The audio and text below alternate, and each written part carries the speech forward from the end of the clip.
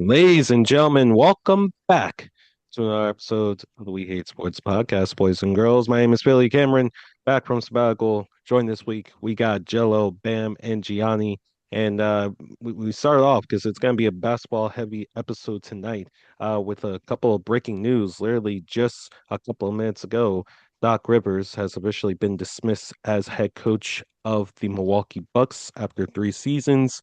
Had a losing record during his time in Milwaukee. And there's going to be plenty of reactions. I'm sure we have plenty of opinions about that. But we'll also be giving our predictions for the NBA playoffs, which starts next weekend. We're talking about from the play-in to our seed predictions. We also got to talk about something scandalous, something involving the Patriots. Once again, they seem to always just find a way to another scandal. This time with a fellow reporter. But don't stay too long as well, because we also have to talk about the WNBA because of their new CBA deal. We're now talking about 7 figures for a whole lot of these players, for every single one of them. Which one do we think deserves a supermax contract in the future? And then we're continuing our top five current lists we've been doing over the last couple of weeks. We did our top five QBs, we did our top five wide receivers, and now tonight our top five current running backs. So get your popcorn ready for episode 262. Make sure you follow us on our socials. We hate sports all across the board on our our Twitter, Instagram, YouTube, and TikTok. Also follow us on our YouTube channel because we post these episodes in their entirety as a result. All right. Before we get into the first question, like I said, I do want to point out just a couple of minutes ago, Doc Rivers officially out as head coach of the Milwaukee Bucks. This comes after the final regular season loss to the Sixers and bolstered a 99 103 record during his time in Milwaukee. A failed experiment to say the least. Instant reactions to this firing. Where does Doc go from here? Bam, I'm gonna start with you.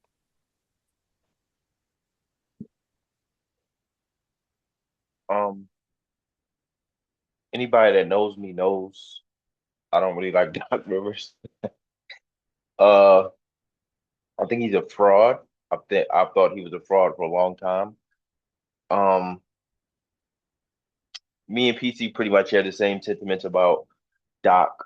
Gonna be carried by talent. That Celtics team changed that broke nigga life because he sucks as a coach. Like absolutely sucks as a coach. Uh, I don't really like the Hall of Fame talk because outside of that championship run, he hasn't really done anything notable in my eyes to be considered a Hall of Famer. You can see once he left that Celtics team, or at least once KG and Paul Pierce and Ray Allen left, not really much to show. Not much to show now. Coach that Bucks team into the fucking ground. Um, they shouldn't have fired uh Griffin to begin with. So this is what the Bucks get. I don't feel bad for him. Doc, enjoy your broadcasting career because you will not ever see an NBA coaching job again. At least I hope not. But I bet he seems stupid enough, right? So Gianni? Yeah, I hope nobody is stupid enough to hire him as a coach, or somebody hire him for something in the front office or something like that. Like that, that would be just dreadful. But yeah, it was a failed experiment overall in Milwaukee. Like Ben said, they should have never fired Griffin. Honestly, they had a 30-13 record when they fired that guy, and look at what they've been since that time. Nothing to show for with Doc Rivers. It was just a complete failed experiment. And I don't know what Milwaukee's front office was thinking too during that process when they fired Griffin to hire Doc Rivers out of all the coaches. Like they screwed up big time. Outside of that championship, like Van said, he has nothing to show for Doc. So he's gonna be in the television gig, probably on ESPN or NBC, but is over. His coaching career is over. Hopefully, nobody is dumb enough to put him in a front office position because he might destroy a team or two. Jello. I wouldn't necessarily agree with the whole front office thing. I mean, he has enough experience to probably maybe succeed in a front office role. Who knows? But as far as coaching, nah, he's cooked. Like, there's he shouldn't have had the Bucks job to begin with. That was I hated that situation, especially with Adrian Griffin. They were already number two seed, if I'm not mistaken, at the time when he got fired. Um, yeah, Doc Rivers, it's time to just hang it up, man. It's time to hit broadcasting, maybe a front office position. That's a maybe. That's like best case scenario for you. But really, you just need to ride off into the sunset. Sunset. There's nothing left for you in the league as far as coaching. You've done nothing in the past almost 20 years now. Like, yeah, it's time to go. That's all I gotta say. Um, you hit right on the coffin. Um, there's nothing left for Doc to do in National Basketball Association. He is miraculously a first ballot Hall of Famer. Um, he has a ring on his resume. I don't think there's another team that is going to take a chance on someone like Doc. And to be quite honest with you, I don't know about you guys, but I'm really not trying to hear that raunchy, grainy voice on in covering basketball games for ESPN come next season. So I think we can come to a little solution here for Doc. I think that Doc Rivers would better be suited coaching a college team in the near future. Um, because one, I think this will play a huge factor if Mike Malone, who just recently became new head coach for North Carolina, goes to North Carolina and returns that school to its prestige, its prominence that we've known it to be, then that's going to be the key, or rather the road that a lot of these former coaches who have won titles in the NBA could potentially take. Um, I think that Doc should, at the very least, consider that. And, unlike when you're in a locker room full of grown men in the NBA talking about, look at my resume, Google me, you can actually hold a lot of power over a lot of young men when you talk about something like that, when you make a statement like that. So I think that's Doc would better be suited, in a college basketball as a head coach there. I just really this really goes down to me not wanting to hear him on commentary. I'm not gonna lie to you. I don't want to hear that man's voice for a full 60 minutes. All right, especially if it's a good basketball game. I'm not trying to hear that. All right, that nightmare run of him, Mike Breen, and Doris Burke all in the same commentary booth. I'm not trying to hear that, man. So Doc, what? I only want to wish you the best of luck in your future endeavors. To be quite honest with you, I'm sure y'all all know why. Um, we're gonna have to wait and see what happens to Doc Rivers in the near future. But that not to get sidetracked or anything. Unofficially, that was the first topic of the night. But let's get into our true first topic of the night, which is giving out our predictions for the NBA playoffs. So currently, as it stands right now, playoffs will start on April 18th. That's next Saturday. And we have currently the play-in set. So we're going to start off with our play-in predictions. So in the play-in right now, in the Eastern Conference, the Sixers are officially the seventh seed after they defeated Milwaukee and Orlando lost to Boston. Toronto beat Brooklyn, so they're officially the seventh seed. They'll be taking on the eight seed Magic. Meanwhile, the nine seed Hornets will be taking on the 10 seed Miami Heat. In the Western Conference, you got the Suns taking on the Blazers, Clippers taking on the Warriors. So I think in terms of first predictions for the play-in between the Sixers and the Magic, go ahead and give me the Sixers, man. Especially if Joel is back.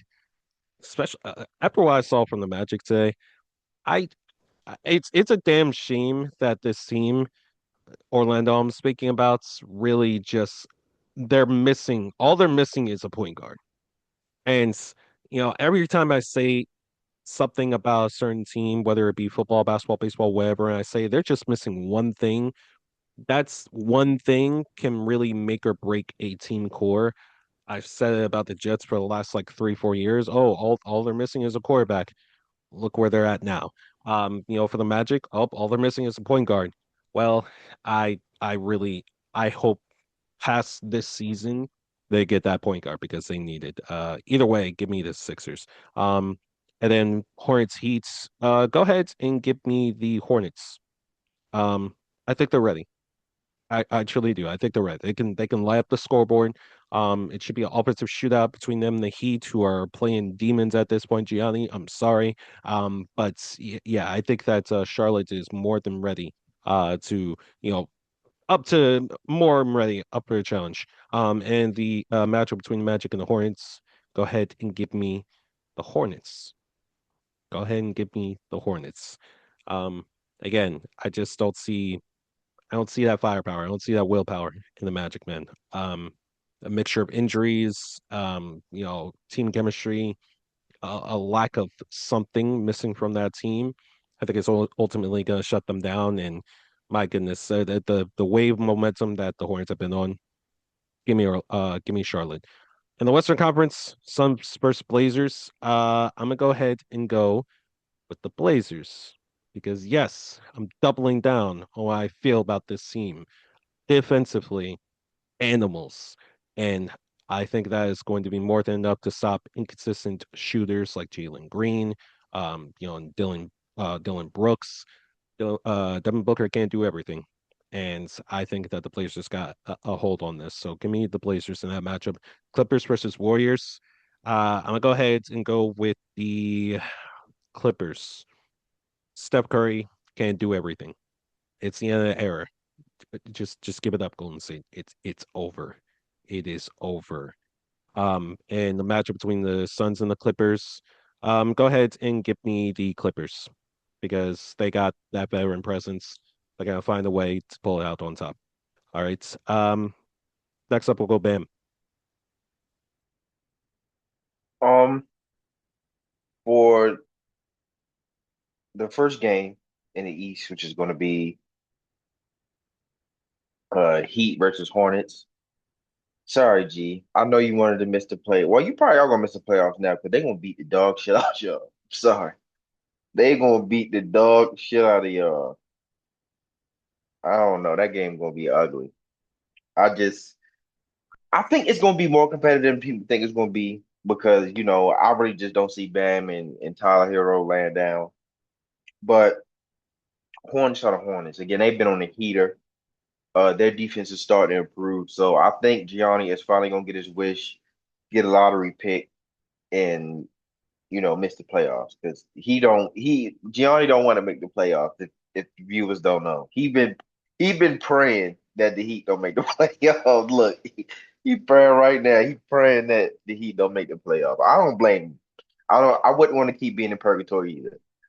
Um, that second game, who is it gonna be? It's gonna be Portland, right?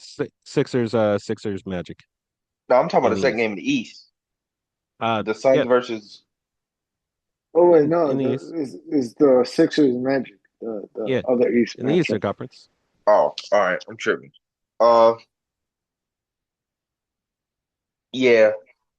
I'm sick of the Magic experiment. It's looking bad. I know that I don't know, man. After seeing this game against the Celtics, when the Celtics were out, like their whole starting lineup and their bench was out, and they still ended up losing. This has been a microcosm of how they looked all year. They look horrible. Um, yeah, it's disgusting. Sixers have been uh impressing me all year.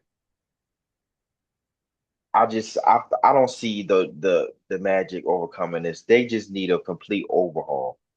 So give me the Sixers on that one. Um, Suns versus what is looking like is going to be Blazers. the Blazers right now.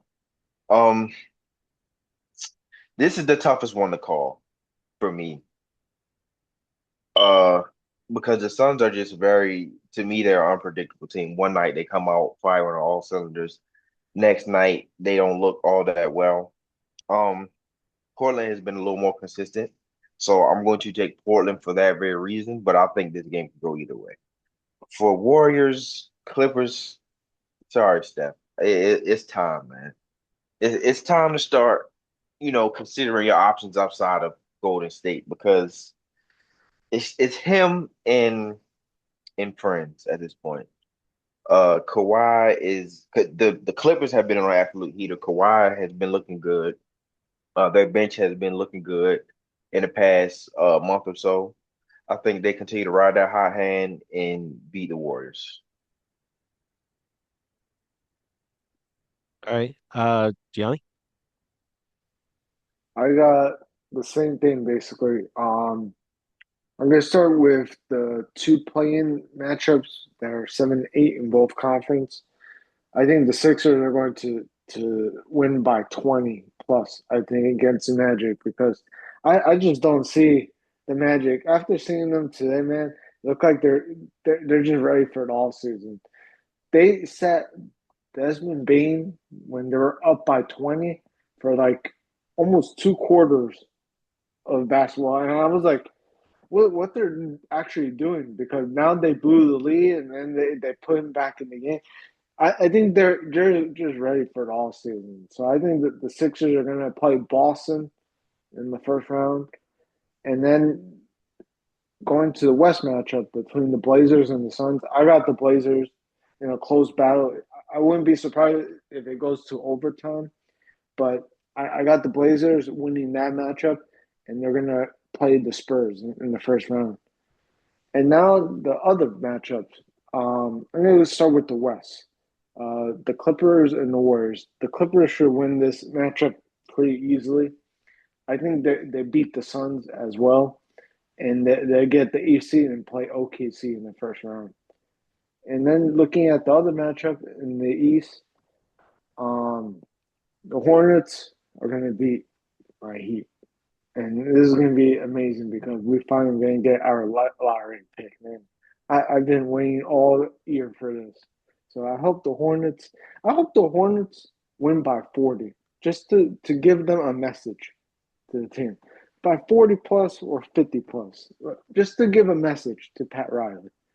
That's what I want to see. And yeah, I think the Hornets too beat the Magic. And I think it's going to set up Pistons and Hornets, which would be an intriguing first round matchup. Hmm. Jello? Dang, that's just disrespectful, Gianni. To your own team? That's crazy. 40 or 50 to the Hornets is kind of wild. But for East matchup, I definitely do got the Hornets killing the Heat, like not even a debate. Sixers and Magic is really not even much of a debate there. Sixers got that. Magic has been absolutely terrible this year. I'm not going to necessarily, yeah, they've been terrible. I ain't even going to try to sugarcoat it. Very disappointing season for them. Sixers have been surprising me like crazy. I do hope Joel plays because going into the playoffs, the Sixers could really be the sneaky team out of the East. At least get to that second round. I can definitely see that happening. Um, the West. Ooh, the West is tough. But let me start up. I got Hornets, Sixers. Out of that, I might take the Hornets. Maybe it's really tough for me. I'm gonna take the Sixers against the Hornets, but that one is gonna be like a toss up for that second game. So Wait, you mistake. The Horn. Yeah, where you said for Western Conference and mentioned for the Sixers. yeah, no, I went back. I went back to it. So like after the playing, yeah. Am I? Do I got it right? I'm tripping. You're West, yeah, you're Western I'm Conference. tripping. I'm tripping. My bad. What else want to say? So let's go to the East. Suns, Blazers, Suns, and Blazers. Let me go. Clippers, Warriors in the West. I'm tripping. But yeah, let me get In the West, I'm gonna go Blazers against the Suns. I have not been liking the Suns. They have been surprising me for sure, but they've been too inconsistent. Devin Booker is really the only mainstay on that team. Um, Dylan Brooks has been very up and down. Jalen Green is inconsistent as he's been on the Rockets. Um, Definitely want the Blazers in that one. Western Conference Warriors, y'all are finished. I'm so sorry. It's over for you guys. So yeah, give me yeah, Warriors out of there. All right. Um, Play-in starts a couple of days before the official playoffs start, which is on the 18th. You'll see that second game burst between 9 and 10 seeds, and then the 7 and 8 seeds the day after that. So stay tuned. And then this upcoming Saturday will be the official start of the playoffs. So now we can give out our predictions for the 1 through 8 seeds. So I'm actually going to stay with you on this one, Jello. Um, just some context. In the Eastern Conference, you got the one seeded um, Pistons. They'll be taking on whoever comes out of the 7 and 8 winner in the play-in. Looks like it's going to be Sixers, or excuse me, the Celtics taking on the winner of the 9 and 10 seed, or whoever comes out of that play-in as well. Knicks versus Hawks, 3 and 6 seed, and then Cavs versus Raptors, 4 and 5 seed. In the West, you got the Thunder taking on whoever comes out the play-in. Spurs taking on whoever comes out the play-in. Nuggets versus Timberwolves, and Lakers versus Rockets. I'm gonna start off with that Eastern Conference. Eastern Conference, very much a toss up. Very much a toss up. For the A seed, I do got Hornets as the A seed. They are gonna what you call it, take care of business out of the play in. Obviously got the Sixers. I really and truly am intrigued with that Hornets Detroit matchup. Especially if Cade is not 100%. I do get that he came back, but that's still very much a toss up. Anything can happen, and I really do like how the Hornets have been playing. The Pistons do not have that much experience in the postseason, and being a one seed, they are very, very susceptible to upset. So I'll give me the Pistons in six. Give me the Pistons in six. Two seed. I'm sorry, PC. I do like the Sixers. I definitely do. But you know it's gonna happen. You know it's gonna happen. I do got the Celtics in about five. So mainly because of the health. I do not know Joel Embiid's situation. He could come back in that series. I said I give it a game two, make it interesting, but at the end of the day, Celtics are a little bit too strong. I do got them in five or six for sure. Um, Knicks and Hawks.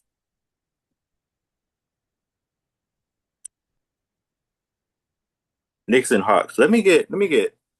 This one is tough. I'm gonna be honest with you because Atlanta has been surprising me. Jalen Johnson has been absolutely on fire. The Knicks have been good, but they have not been, the Knicks that we expect.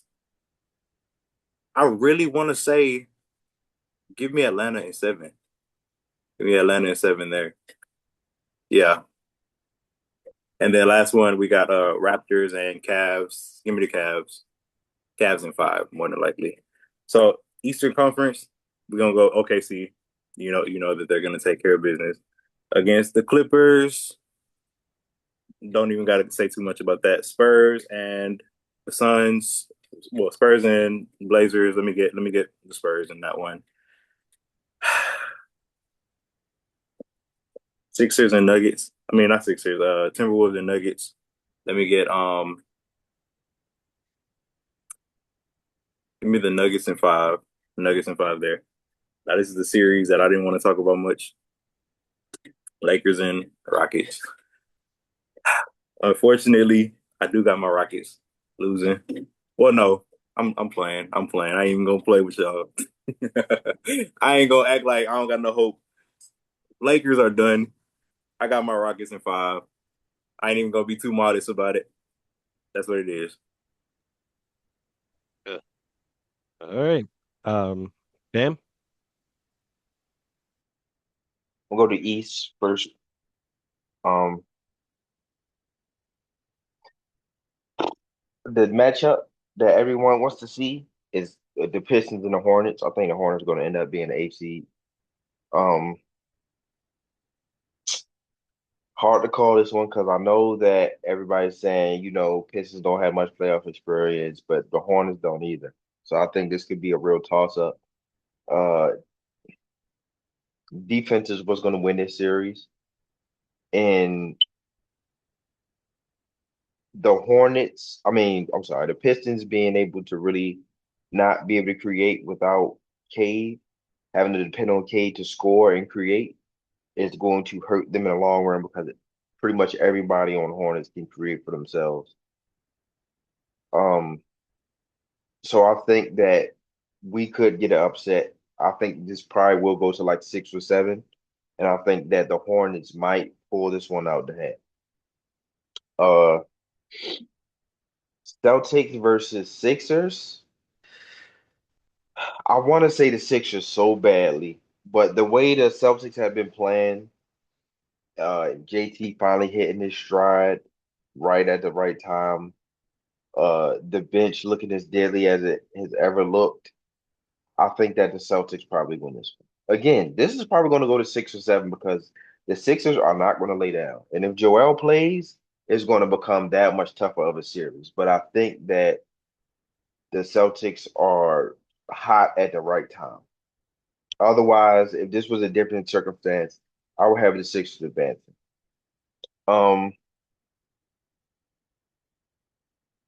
Knicks, Hawks.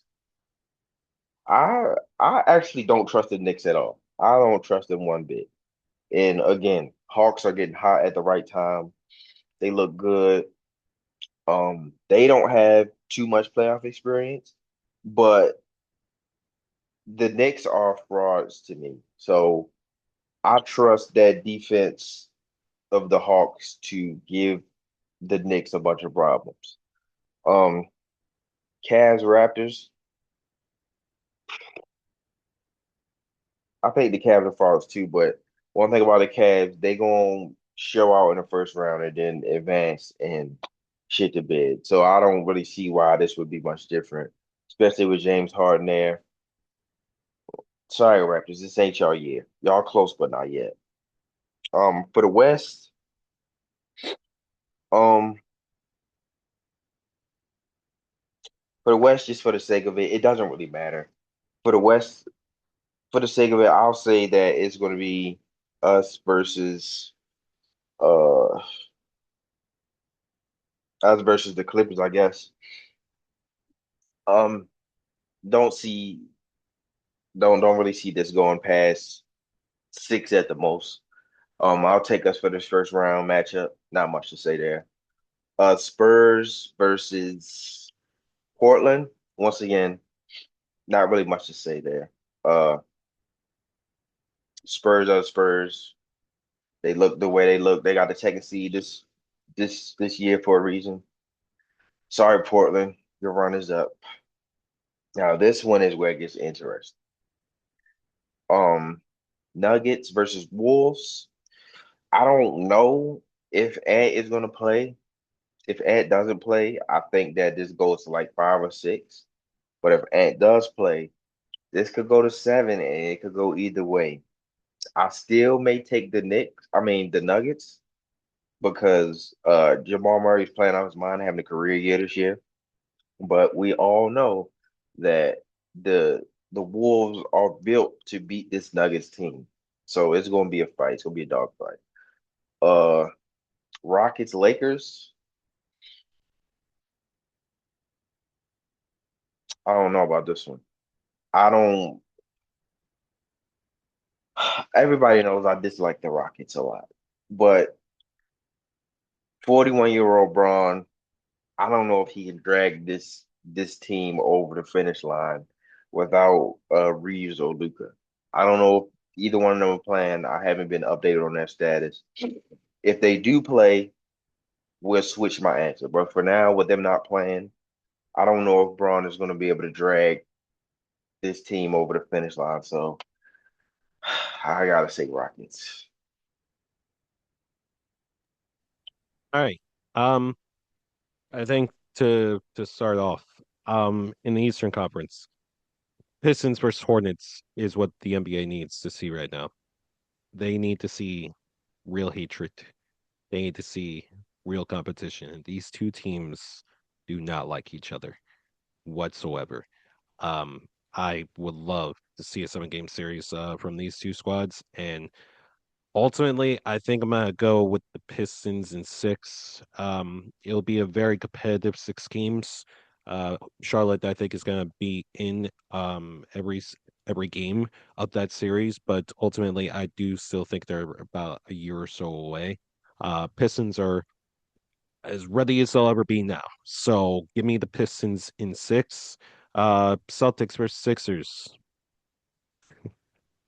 My heart breaks because I really would much rather prefer to take on the Pistons, the Knicks. We gotta take on that fucking team from Boston again. Um, heart says Sixers in 6. Brain is much more smart in this situation. Give me the Celtics in 5. 3 seeds, Knicks versus Hawks. I'm actually go with the Hawks in 7 here. And the Hawks have been known to be just a pesky team anytime that they get into the playoffs, man. And Jalen Johnson, he's quite frankly been a revelation this season for them. And he has helped in more ways than one with this squad. So I do think that the Knicks, they are either going to come out and make a statement in this first round, or they can falter to a team like Atlanta, who is more than hungry to show that they are a capable team this year. Um, I'm gonna go with the latter here, and I'm gonna say Hawks in 7. And then Cavs versus Raptors. Yeah, I'm going to go with the Cavs in 5. They are an excellent first round team. It's just a matter of getting to the second round. That's all. All right. Or getting past the second round rather. So give me the Cavs in 5. In the Western Conference, I got Thunder taking on the Clippers. And I do think that the Clippers they're about to get they're about to get dog walked so bad. It's not even funny. It's not even funny. Yeah, Thunder and 4. Um, Spurs versus Blazers. Now, I do think I truly think in my heart of hearts that the Blazers are going to give San Antonio a scare. Ultimately, I got the Spurs still winning the series. Give me the Spurs in 6. However, this is going to be their wake up call. This is going to be like their oh shit, we're actually in the playoffs series to really get their shit together before they have to go on to the second round, face whoever comes out the series after them. So give me the Spurs in 6. Um, as far as Nuggets T Wolves, like Bam said, if Ant plays, the series is going to 7 because this team is built to beat Denver. If he doesn't play, this series is going to end in 5, so I will just meet in the middle and give me Denver in 6. And then Rockets Lakers. I'm gonna go, you know, it's would be very apropos if the Lakers, the most obnoxious fan base in the entire league, without Austin Reeves, without Luka Doncic, and the Houston Rockets, who at times this season have been very stagnant on offense. Um, and this thing that's bothering me about what Jello had said, he said that he's going to be. What was the exact wording that you said, Jello? You said that you're going to be modest or graceful, whatever word that you said when it pertains to this series. Um, I'm starting to think that the Jello curse is very real. Um, because you said the same thing about Houston and then Houston proceeded to lose. You said the same thing in the past about the Astros, and they didn't make the playoffs. You We've said won it two about rings. you said about the Cowboys and George Pickens now, and George Pickens how he made that report. I'm a superstitious guy when it pertains to sports, and it's just something bothering me in the back of my head about this series. I'm gonna ultimately go with my brain here and say Houston in 6, but don't give them any game. Don't give them game one or game two. Do not give them game one. Do not give them game two. I'm gonna be Otherwise, honest. LeBron James is going to show why he's the greatest basketball player of all time. They are playing in LA game one and game two. So they could take one. Not even Mhm. going I ain't even gonna hold them. Yeah. So that's what I'm saying. Take care of business. You gotta take care of business before shit gets ugly. But I'll go with the Rockets in six in that sense. Um, it should be a very entertaining first round matchups. I don't think there's any matchup here that is completely boring to look at on paper. Gianni. Um, let's start with the West first because I think the West is interesting to me in a lot of perspectives. Between those two series in the middle, I think OKC is going to destroy the Clippers. This is not really a matchup at all. It's actually incredible that the Clippers are in this position, anyways. After starting 6-21, it's just crazy turnaround, honestly, to just get into the playoffs. But yeah, that's going to be an easy one. Uh, Spurs and Blazers. I understand the Blazers are like a surprise team this year, but I think they can take 2 games from San Antonio. I think the Spurs are just going to win 6 games. This is going to be probably pretty competitive, but I don't see the Blazers winning enough in this series. So I'm going to go with the Spurs in 6.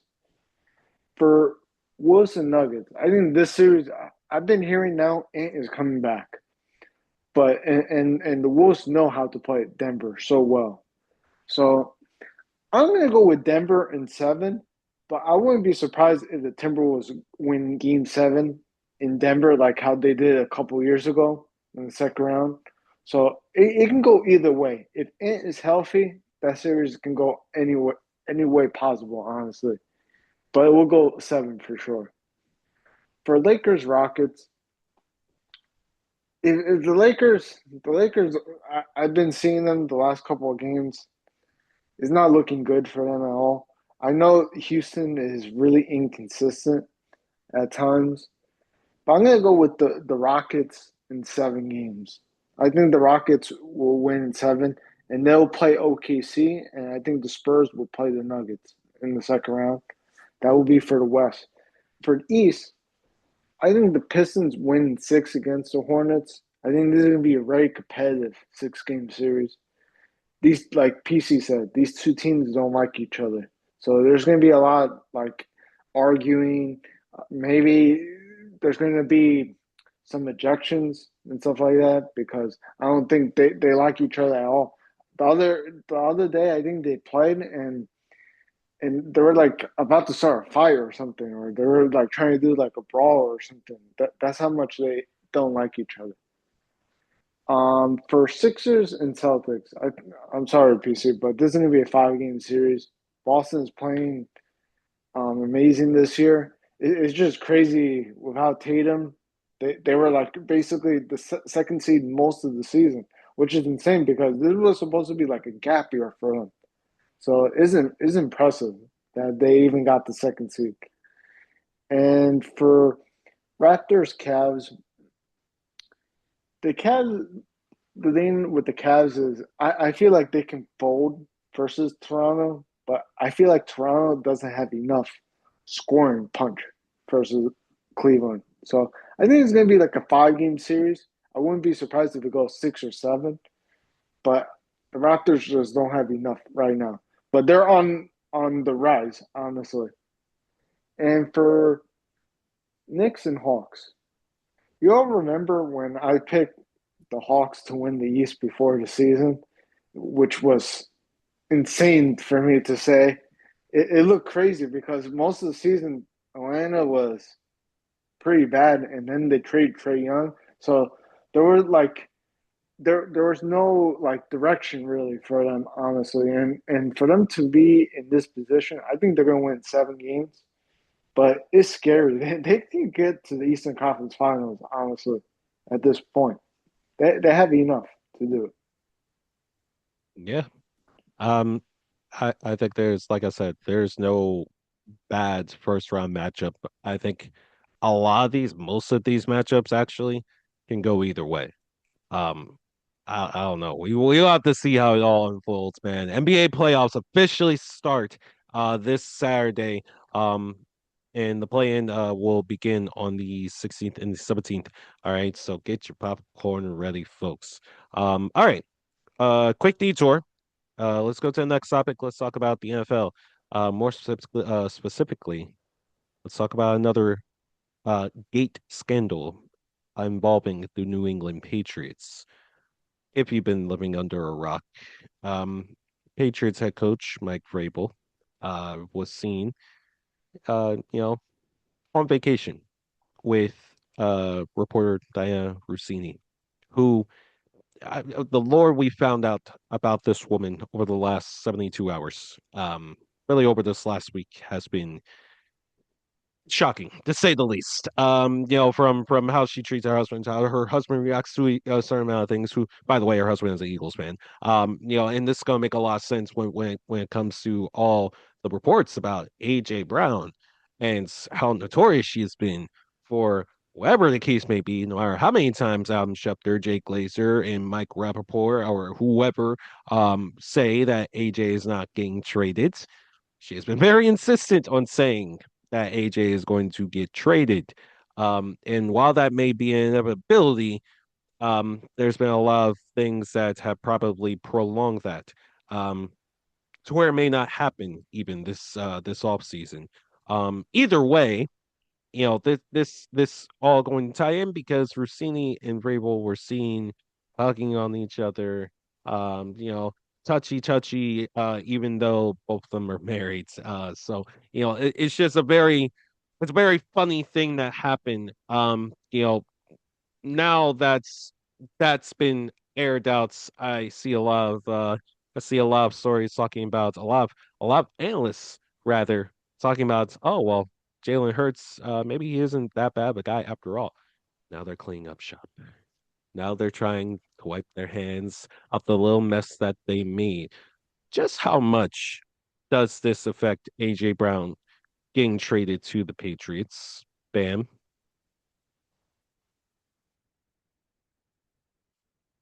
Um, well, for me, I didn't really think that AJ was going anywhere to begin with. I thought that it was kind of a non-story. Uh, it was a possibility, but I really thought it was like it was kind of a non-story. I think that people were just pushing it because it sounds good. AJ goes to New England. Oh yeah, but it just didn't really make all that much sense to me. But I will say that where there's smoke, there's fire. And if anything is legit about her getting inside information from coaches from her relationship or what seems to be her relationship with Mike Variable, I think that I think that it will be virtually like non-existent. That trade will not happen if this relationship has any steam behind it because you can't get insider information from coaches as a reporter, and the league just won't allow that. That would be a horrible look for the league. So I think some sanctions will end up coming for New England if it does come out that Vrabel was giving her information. And it's really messy. It's just I'm not one to judge people's personal lives because it is what it is. It ain't really my business. But when it comes to things like getting insider information and shit like that, you got to be professional, and this is just completely unprofessional. Mm. Jello.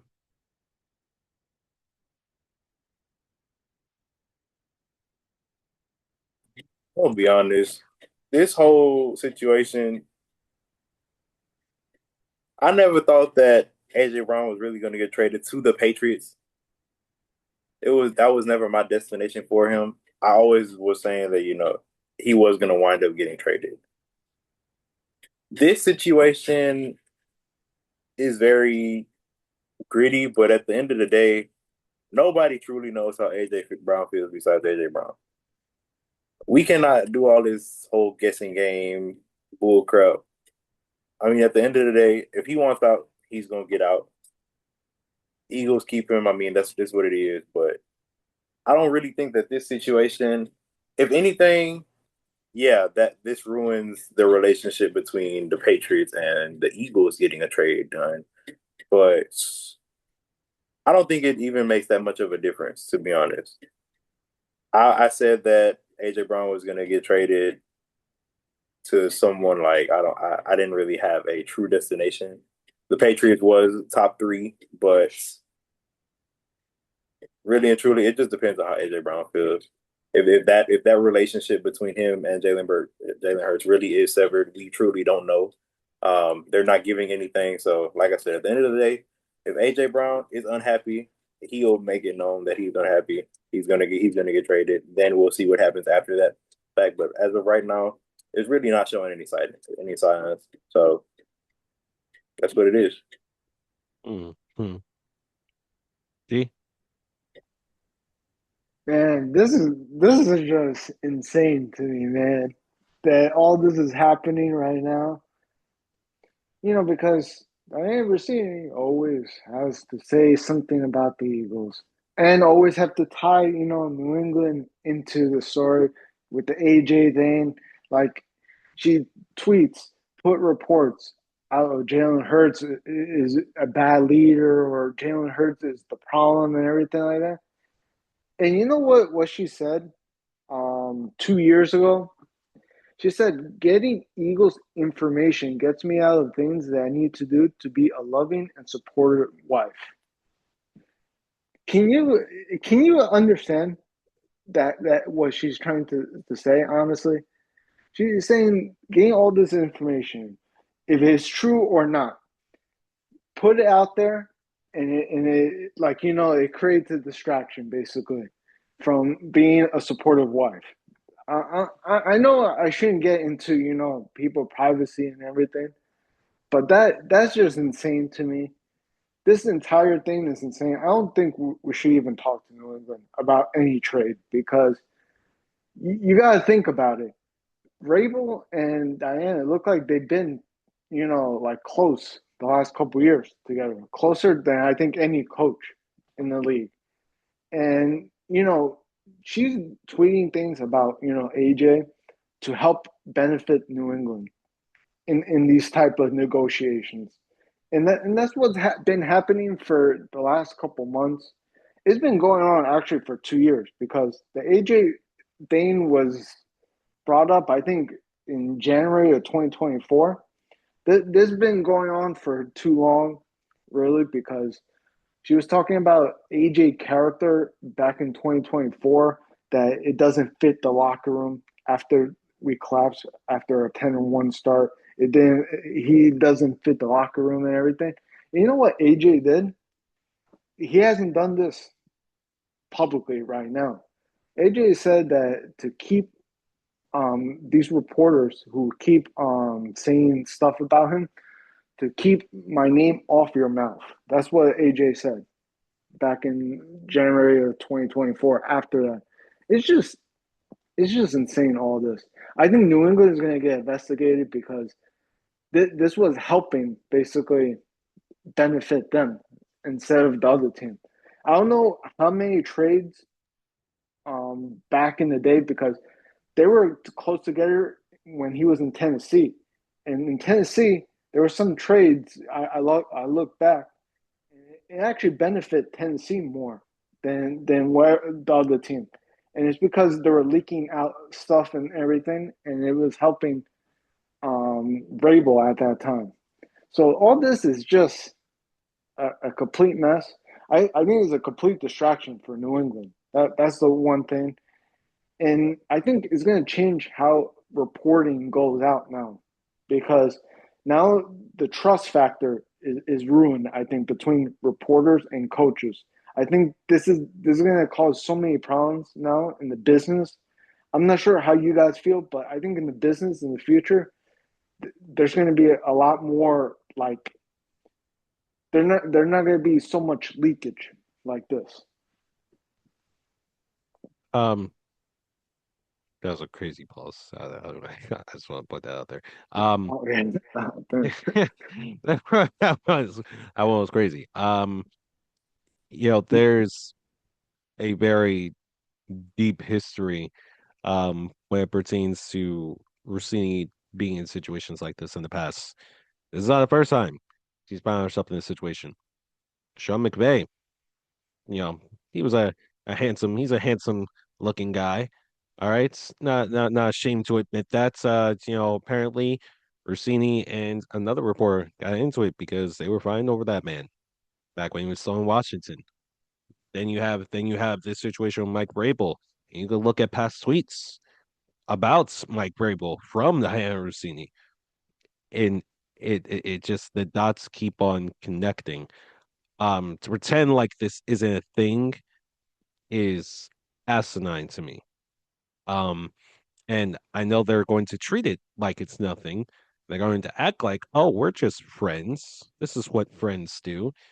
Friends don't leak other information to head coaches that could potentially affect a team's draft capital, a team potentially losing draft picks or gaining a star that they really wanted for a long time now. And I think any chance that the Patriots had to get AJ Brown before all this came out just went out the window. Like before this, like it was like, okay, I really would hate to see it happen, but damn, if we trade him in June, it would be 20 million less, or it would be a 20 million cap hit, but like it would be a lot less worse if we did or not. And I still don't think that there's a lot of people that's in Philadelphia, or really just all around the world are considering what AJ wants. Has AJ come out and said outright that I do not want to be a Philadelphia Eagle and trade me? No, he's never said that. And you could say that you can read body language, you could say you can read the room all you want. Players get upset, players get angry when you deal with incompetent coaching, when you deal with incompetent execution on the field.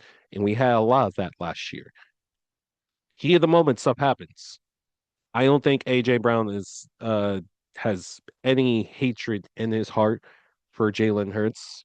I don't think AJ Brown has any hatred in his heart for Philadelphia Eagles.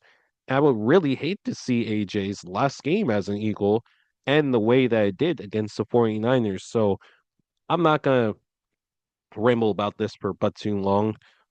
I've said what I've said about Rossini. I'm not really gonna repeat it again. Um, I do think that the Patriots really blew any chance they got of getting AJ because of this happening. Because if it were, let's say this trade actually does confirm or appear, now the league's gotten involved. Now Roger Goodell going to look at y'all sideways. It's a 4D chess move that's being played right now, that's being made right now. So we're gonna have to wait and see how it I, all unfolds. I'll say this, PC. If the Patriots tried to call after all this, the investigation and everything is done, If Howie it just isn't has to. Christian Gonzalez at a second, I don't want it. It's not if it's not a first, second, and Gonzalez. Yeah, we're not going to consider it because after this mess, and it's funny. It's always New England Patriots, Spygate, Deflategate, Reportergate now. Reportergate, yeah, Reportergate. It's always them, honestly. Oh, it's again, unless it's a Gonzo and a day 2 draft pick. So, yeah, I'm not picking up the phone for you, New England.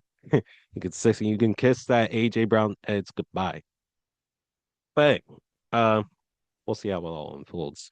We're halfway through the episode, so quick water check in. I know I missed y'all last week. With it, for all audio listeners, hopefully y'all enjoyed the episode last week and this week as well. So make sure y'all follow us on our socials. We eat sports all across the board. Um, there's I'm really struggling to you know get into the summer vibe because it's still very cold outside. And I don't know about y'all. I'm tired of the cold at this point. I really am. I'm tired of the cold at this fucking point. Um, let me not get sidetracked though. Let's jump to the WNBA next. With the WNBA, like I said at the top of this episode, a new CBA deal is now allowing the players to finally, after all these years, finally be able to make seven figures. Now there already been a couple of millionaire deals being made. Aja Wilson being the first player in WNBA history to receive a multi-million-dollar deal from the Las Vegas Aces. Her teammate Jackie Young followed suit. And there's still plenty of players in the future that I'm sure are going to get the bag. So, in your opinion, which of those players should be the next one to potentially get a supermax contract from their WNBA squad? I'll start with you, G.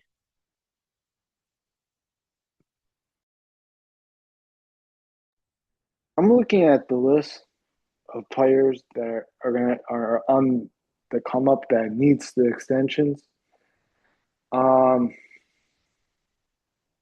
Looking at the future, really, I think Caitlin Clark is going to be one of those players that are going to get the extension that max. I'm thinking of, I don't know who else really at this point. I have to look it up, PC, but Caitlin Clark is one, and for now, I think I want to hear what Bam has to say about who's next.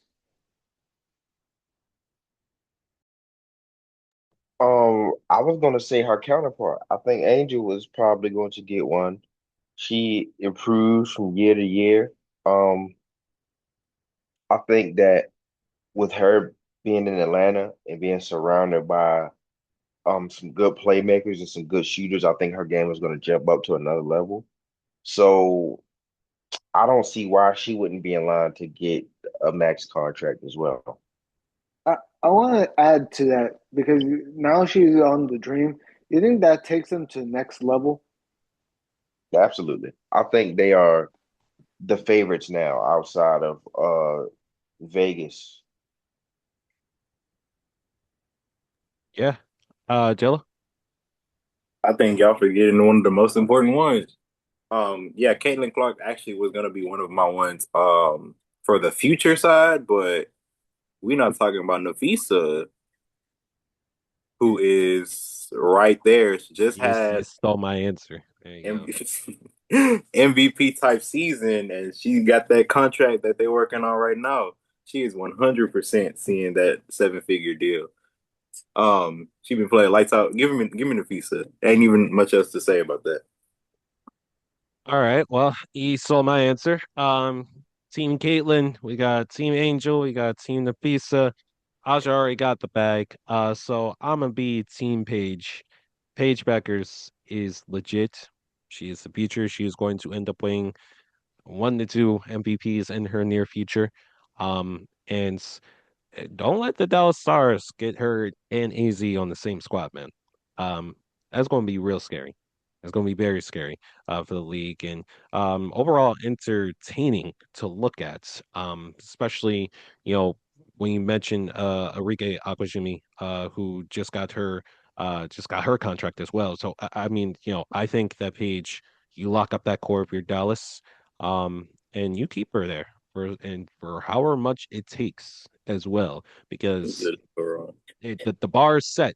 Bar is set. It only rises from here, as we already know. So I think that Paige Becker's, um, I can't think of any person actually that has an out for Paige. To be honest with you, um, yeah, no Royal Page haters. At least none that I know. Um, so yeah, I'm gonna go with Page Wreckers in that sense. Um, all right. That was our penultimate topic. Let's get to the last topic of the night. And let's talk about our current top five lists as it continues. So, over the last two episodes, we've given out our top five current QBs in the league. We've given out our top five current wide receivers in the league last week. And now this week, we will focus on the running backs. And I think this is probably the one that's going to be the most decisive. So I'm interested to hear everybody's answers. We're gonna start with you on this one, Bam. Um, top five current running backs in the league from a running back himself. One, I'm going to go B. John. Um, I think he's probably hands down the best in the league right now. Very total package as a running back, can do anything and everything on the football field. Um, I think he's going to take another step up this year, which is going to be insane to see. Two is going to be Jameer Gibbs. I'm gonna say 1A, 1B because they are really interchangeable, but I give the slight edge to B John for, just a few other reasons. But once again, can do pretty much any and everything on the field. He is poised to make a breakout now that David Montgomery is gone. Really eager to see that. At three, I'm a little biased. I'm gonna go Derrick Henry. He's 30 plus and still putting up. He put up 2,000 yards the year before last. Just put up 1,600 again behind one of the worst O lines in the league. Um, Hopefully we continue to improve our O line in the draft, free agency this year, so that he can like really uh get back to prime form, which is saying a lot because he just ran for 3,600 yards in 2 years. This is where my list gets a little dicey, maybe. Um, Four, I'm gonna go James Cook once again, severely underrated, not talked about enough because of Josh Allen, but he is the engine of that offense.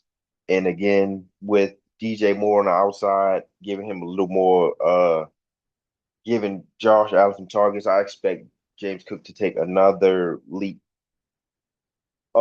At five,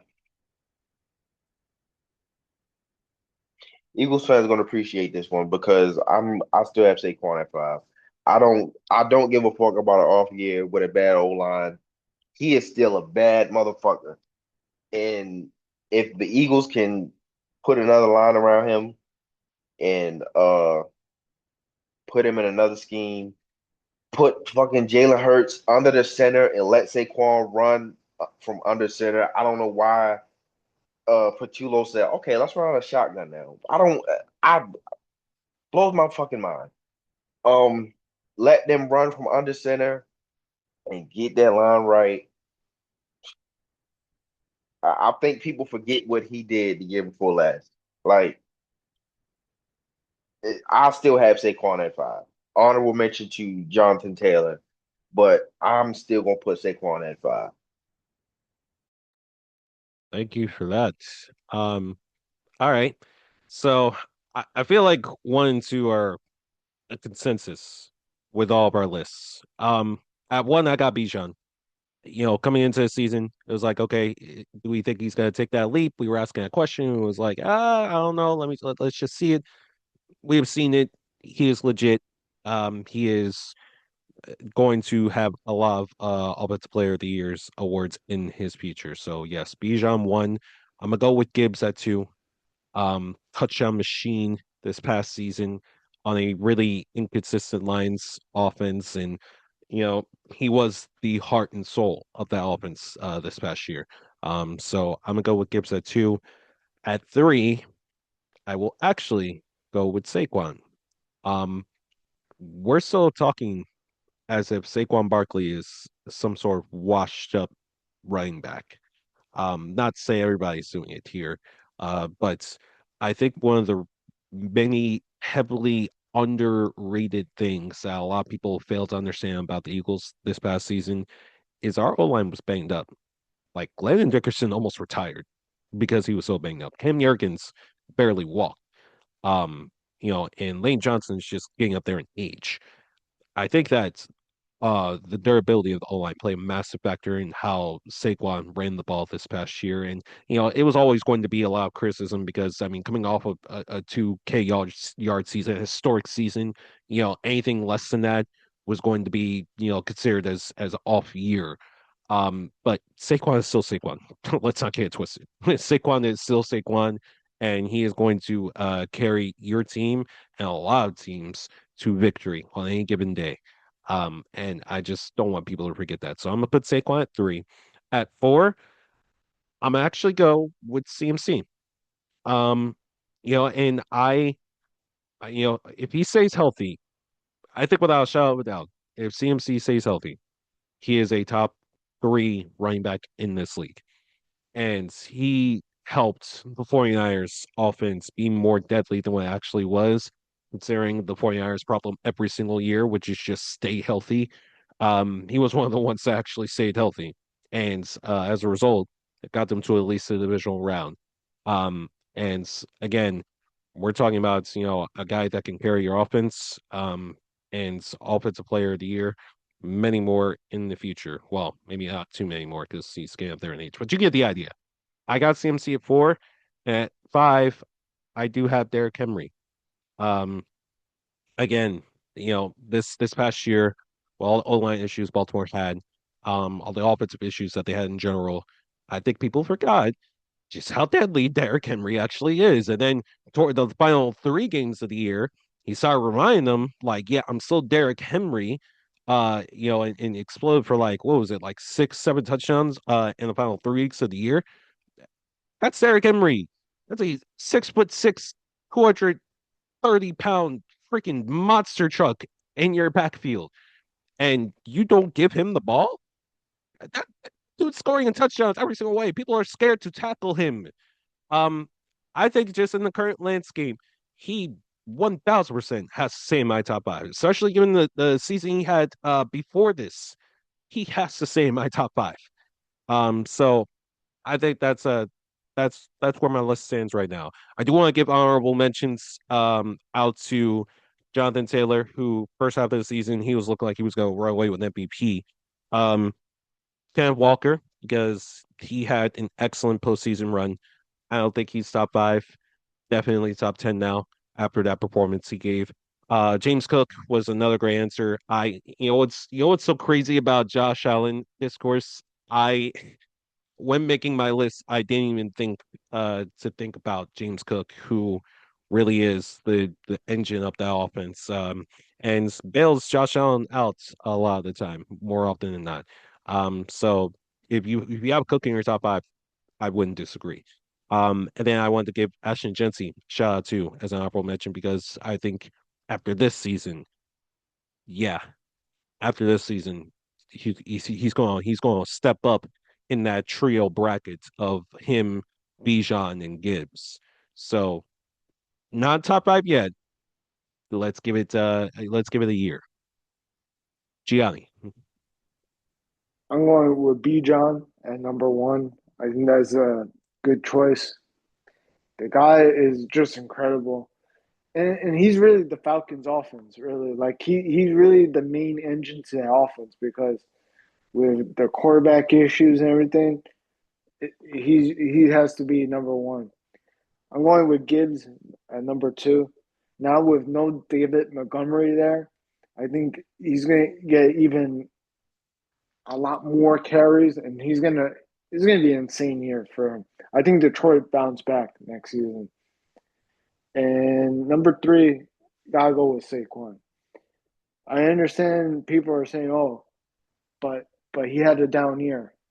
But you gotta take into account the offensive line, like PC said, was all banged up, injured. We run shotgun instead of being under center and letting him, get those open lanes that we always know. When he gets to that second level, he's just gone to the end zone. So Saquon has to be number 3. Number 4, I'm going with Derrick Henry, man. No, nobody wants to tackle that guy. That guy is just a touchdown machine. I don't know what the Ravens, and I don't know what you guys were doing, not giving him the ball a lot of the times. Man, you guys have to give him the ball, man, because he is just a monster. It would just make the offense so much better. It also will hide a little bit the defense because the defense, I understand last season was not that good for y'all, but I think he's just insane. You gotta give him the ball, man. If the OC doesn't plan to give him the ball, man, I don't know what to say. And who's even the offensive coordinator now of the Ravens? Uh, Man, DeCane Doyle from the Bears. oh yeah, yeah. He better find a way to be balanced with that team because if you can't figure out a way to be balanced, then you can't be offensive coordinator, in my opinion. Number five, I'm gonna go with James Cook. Man, this guy bails out Josh Allen, like PC said, but he's just insane in the passing game too. Like I seen him like against the Jets, I think early in the season, where he just took like a 2 yard like pass and he just went to the end zone, man. Like 70 yards. The guy is just like with those blocks because Buffalo had a top five offensive line this season statistically, or like grade wise. And James Cook, just took everybody apart. And my honorable mention, I think, is going to be TMC, and I'm going to go with Jonathan Taylor. All right. Finally, Jello. Not bad. I had to switch up. My list is a lot more similar to Ben's. I mean, we already got that with Bijan number one, Gibbs number two.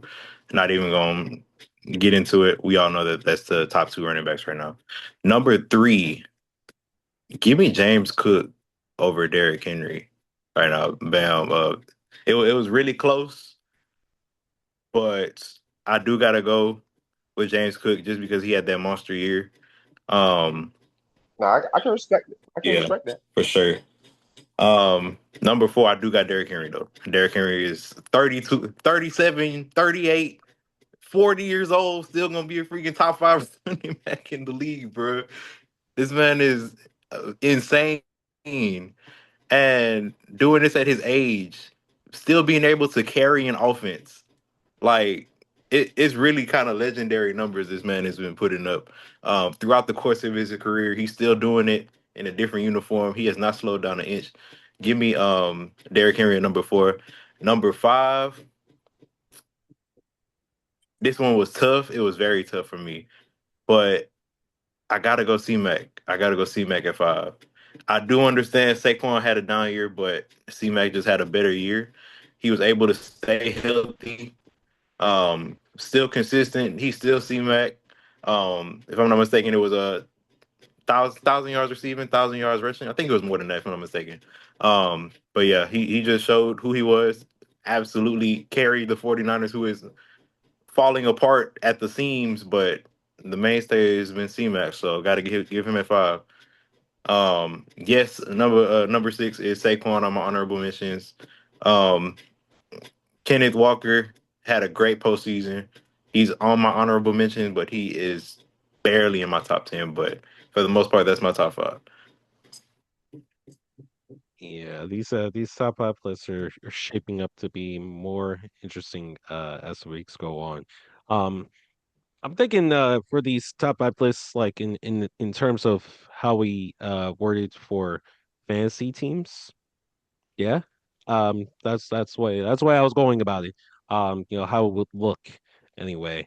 Um, for top five lists. So, y'all let me know.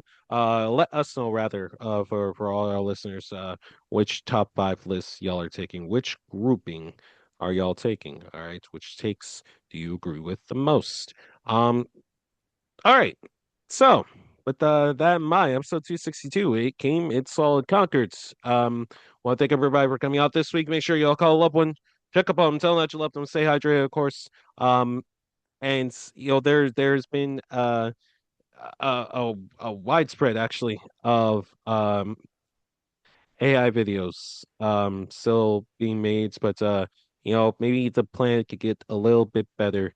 And I think Mother Nature may have shed a tear of joy when it found out that Sora AI is shutting down very soon. That way we won't have more AI pictures to make up a Jello and a banana boat, or Bam potentially in a Steelers jersey, or Gianni with his 10 kids. Have we made Gianni with 10 kids yet? I don't Yeah, think we have. TK made it like Oh, 2 months okay. ago. Nah, Lens Yeah. made that one. Lens made that Oh, one. I thought TK made that. That was hilarious. I'll never forget that day. Yeah. So I mean, while it's nice to joke around, please take care of the planets. Not to sound like a hippie or whatever, but my God, I'm so tired of going outside and having it be 50 degrees. By the time I go to work, we're in April, y'all. Let's nip this shit in the buds. All right, for all adults growing up, my generation specifically, our generation specifically, yeah, it's time to take that next step. It's time to step up, because the world isn't giving out handouts anymore. Um, and this next generation, whew, God help them, don't know what they're about to expect. Especially with the potential World War III coming, or at least the fear factor of it all. It was nice being unk for a day because people that were age 18 through 25 actually automatically got we're supposed to be registered in the draft, but about to be 26 come next month. So guess what? It's be real nice being unk very, very soon. But hey, man, episode 263 will be next week. We'll be in the thick of the NBA playoffs, as well as baseball season. Trust me when I say we have big plans in mind for this summer. So stay tuned for the We Hate Sports podcast. My name is Billy Cameron, joined by Gianni, uh, Jello, and Bam this week. Thank y'all for listening. Have a good night or day or morning. Thank you for sunshine. Thank you for